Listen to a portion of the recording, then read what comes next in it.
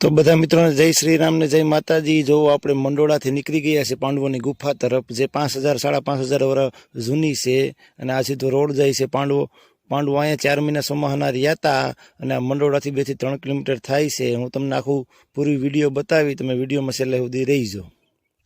બોલ તો ખરો એક શબ્દ, ક્યાં જાય મિત્રો? આપણે પાંડવોની ગુફાએ, જે આજથી 5.5 વર્ષ પહેલા પાંડવો જ્યારે પોતાનું રાજ્ય અભિમન્યુના પુત્ર પરીક્ષિતને દઈને જ્યારે દેશ દુનિયા ભ્રમણ માટે નીકળ્યા હતા, ત્યારે ભીમને તરસ લાગવાથી અહીંયા કુંડ કરવામાં આવ્યું હતું અને મહાદેવની સ્થાપના કરવામાં આવી હતી। અહીંયા 4 મહિના સુધી સતત પાંડવો રહ્યા હતા। ચોમાસાના 4 મહિના સુધી અહીંયા રહ્યા હતા અને પાણી સ્ટોર કરવા માટે તેમને આ કુંડ બનાવેલું। આ જૂનો ઇતિહાસ છે મિત્રો, વર્ષો જૂનો પાંડવોની ગુફા કહેવામાં આવે છે, કુંડ છે જૂનું। હાલો તમને બતાવીએ, વિડીયોમાં તમે છેલ્લે સુધી રહીજો। હાલો તો આગળ જઈએ આપણે। આ પગથિયા છે અહીંથી એટલા, અને આપણે હનુમાન બાપાનું છે મંદિર અહીં પેલા, ને આ ગણપતિ બાપાનું છે અહીંયા।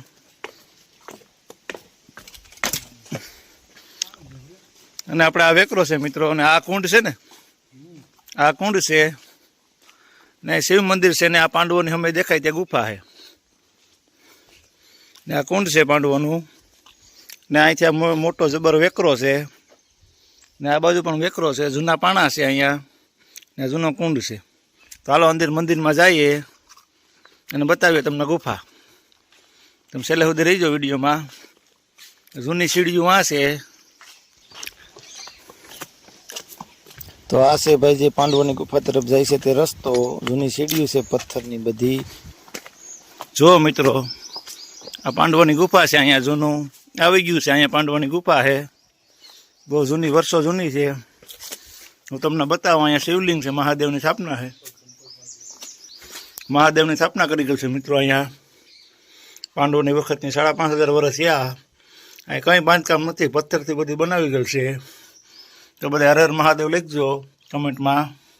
તો મિત્રો અહીંયા 2 પિલર છે ને અંદર અહીંયા પણ મહાદેવની સ્થાપના છે કરી ગયેલ પાંડવો વખતની। કેટલા વર્ષ છે ભાઈ? 5.5 વર્ષ જૂની છે આ। ચાલો મિત્રો, અહીં બારી પણ નાની છે અહીંથી જવામાં, તો અહીંથી માનમાં જઈ શકો અંદર। પથ્થરનું બધું બાંધકામ છે મિત્રો, ને મહાદેવની શિવલિંગ છે અહીંયા। તો તમે બધા કમેન્ટમાં હર હર મહાદેવ જરૂર લખજો। આપણે દર્શન કરી લઈએ અહીંયા મહાદેવના। જય મહાદેવ। હાલો આપણે જઈએ પાંડવોની ગુફા તરફ। જો મિત્રો આપણે જઈએ છીએ પાંડવોની ગુફા તરફ। અહીંયા તમારે હેઠું બેસીને જવું પડે, આ પથ્થરના બધા બાંધકામ છે ને આ પાંડવોની ગુફા છે। જો મિત્રો અત્યારે આવી છે ગુફા, આ બાંધકામ ને પથ્થર છે, આમાં કોઈ સણતર કે કોઈ વસ્તુ છે નહીં। હેઠે આમાં ધૂળ ભરાઈ ગયેલ છે આમાં, બાકી આ બહુ જગ્યા ઊંચી હતી એટલે અટાણે એટલી રહી છે મિત્રો, અહીંથી ત્યાં સુધી આમાં ધૂળ જાજી ચડી ગઈ મિત્રો વર્ષો જતા, બાકી આ બહુ ઊંડી અને બહુ મોટી ગુફા હતી।